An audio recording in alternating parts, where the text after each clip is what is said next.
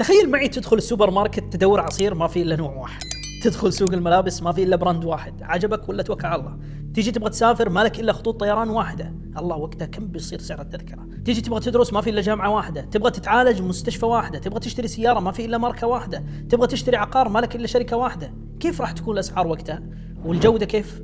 والخدمة؟ للأسف كثير من التجار يتمنى يكون في السوق هو وحده، يأكل السوق ويستحوذ عليه، يتمنى يقضي على جميع المنافسين، ولذلك يلجأ البعض أحيانا لأساليب غير شريفة، أساليب منافية للقانون أو العادات أو الشرف أو العرف. وش هذه الأساليب وليش؟ وهل في أساليب شريفة وغير شريفة في المنافسة؟ أنا بقول لك، بس تخيل كمان تفتح اليوتيوب ما يطلع لك إلا المقداد السلمي ويقول لك أعجبك ولا أغلق الفيديو الآن؟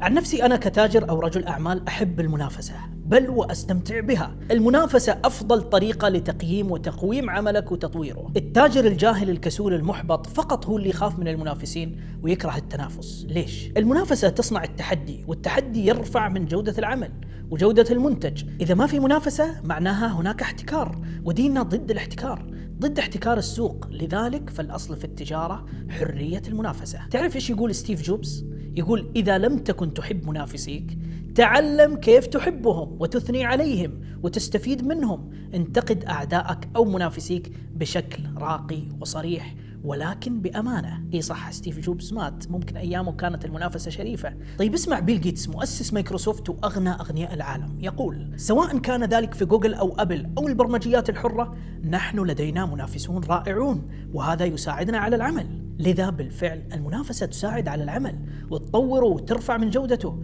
لذلك على التجار اليوم أن يتقبلوا موضوع المنافسة بصدر رحب. ما المشكلة؟ أعرف المستهلك يستانس على المنافسة، خاصة إذا التجار وصلوا لمرحلة المنافسة الغير شريفة بين بعضهم، مرحلة تكسير العظام، تحطيم الأسعار. ينزل التاجر منتجه لنصف السعر حتى يكسب السوق. لكن للأسف هذه المرحلة هي مرحلة مؤقتة. بعد كذا أول ما ينضر المستهلك قبل التاجر تضر بالجودة هذه المرحلة، فيضطر المتنافسون بتخفيض الجودة والخدمة حتى يخفض التكلفة. وأيضا ينضر المستهلك بسبب قلة الخيارات وعدم وجود تباين وفروقات بين السلع، فالشركات الفلانية فازت بالمنافسة واستحوذت على السوق وتغلبت على جميع المنافسين. المنافسة بشرف يعني تقدم جودة أعلى ومنفعة أكبر للعميل وخدمة أفضل، تنتج أعمالك وتسلمها بوقت أسرع، تكون مرن في التعامل وتزيد جانب العلاقات لتصل إلى شبكة عملاء أوسع وتحتفظ فيهم. هذه هي المنافسة بشرف. أما اليوم صور المنافسة اللي نشوفها تشيب الراس.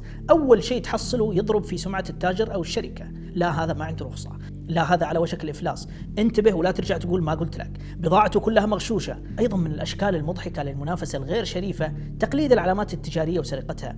هذا مثل واحد مقلد مطعم البيك ومسميه لبيك بنفس التصاميم والألوان، بس للأسف مو بنفس الطعم. ولا اللي مقلد أديداس شايل حرف الدي وحاط بي أديداس ويبيع للناس، ما راح تنتبه. وأيضا تقليد طريقة الإعلان والدعاية. بعض الشركات أو التجار يلجأ لمثل هذه الأساليب والحيل، يقلد كل شيء. فتقليد أي تسمية أو تشابه في الإعلان أو العلامة التجارية هذه سرقة ومنافسة غير شريفة. وفي اللي وصل مرحلة متقدمة ممكن يحرض العمال أو الموظفين عند الجهة المنافسة بترك العمل أو يشجعهم على إضراب أو إحداث فوضى في شركتهم. وأكثر منافسة مشهورة هي تحطيم الأسعار مثل ما قلنا. طبعا ليس كل تخفيض في السعر منافسة غير شريفة، لكن إذا كانت مستمرة لفترة طويلة ومدعومة بحملات إعلانية موضح فيها السعر أو البيع بأقل مما هو متفق عليه بين أصحاب المصلحة كسعر أدنى، هذا هو معناه يريد تحطيم تجارة الغير وإفسادها. ومثل ما يقول ذلك الفيلسوف اطمئنوا الجحيم يتسع للجميع. فالأمر لا يستحق كل هذه المنافسة الشرسة على من سيكون الأسوأ فيكم. إذا توقفوا عن هذه المنافسة المقيتة ونافسوا بشرف. الرسول صلى الله عليه وسلم يقول ولا تنافسوا ولا تحاسدوا ولا تباغضوا ولا تدابروا وكونوا عباد الله إخوانا. وبس وسلامتك. أشكرك على بقائك معي كل هذا الوقت. أسأل الله لك تجارة رابحة ومنافسة شريفة وناجحة. لايك واشترك معي وشارك هذا الفيديو مع من تحب له الخير. ألقاك على خير.